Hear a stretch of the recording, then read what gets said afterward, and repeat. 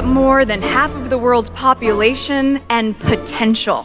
Feminism, by definition, is the belief that men and women should have equal rights and opportunities. See, I feel very grateful to be a woman right now. And that they did not raise me to accept abuse from men.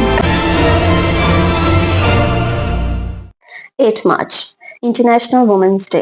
हर साल दुनिया भर में ये दिन मनाया जाता है, लेकिन सवाल ये है कि वुमेन डे क्यों मनाया जाता है? क्या आज भी औरतों के हकूक के लिए आवाज उठाना जरूरी है? और क्यों कुछ लोग इस दिन को बुरा या फिर अननेसेसरी समझते हैं? अस्सलाम वालेकुम, मैं हूं अलीजा और आप देख रहे हैं मेरा YouTube channel let's talk with ELISA.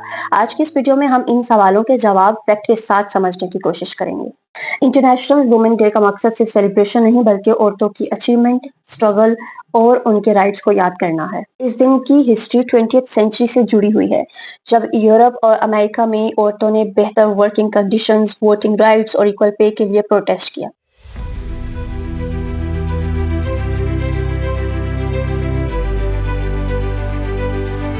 (1910) में जब जर्मन एक्टिविस्ट क्लारा ज़ेटकिन ने इंटरनेशनल लेवल पर एक दिन डेडिकेट करने के लिए आइडिया दिया ताकि वुमेन्स के राइट को हाईलाइट किया जा सके।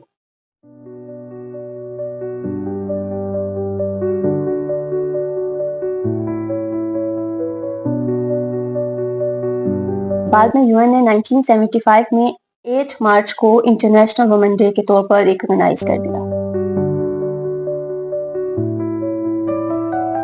अगर हम दुनिया की बात करें तो आज औरतों ने science, education, media, politics, business और हर फील्ड में कामयाबी हासिल की है। पाकिस्तान में भी बहुत सी औरतों ने बैरियर्स को तोड़कर अपना नाम बनाया। इसकी एक मिसाल मलाला यूसुफजई है, जिन्होंने गर्ल्स एजुकेशन के लिए आवाज उठाई और नोबेल प्राइज हासिल किया। ये बताता है कि जब औरतों को मौका मिलता है तो वो सोसाइटी को पॉजिटिव डायरेक्शन में लेकर जा सकती हैं। लेकिन एक इम्पोर्टेंट सवाल ये भी है कि क्या आज भी वुमेन राइट का मसला मौजूद है? रियलिटी ये है कि दुनिया के बहुत से हिस्सों में आज भी औरतों को एजुकेशन, हेल्थ, एम्प्लॉयमेंट और सेफ्टी के मसाइल का सामना है।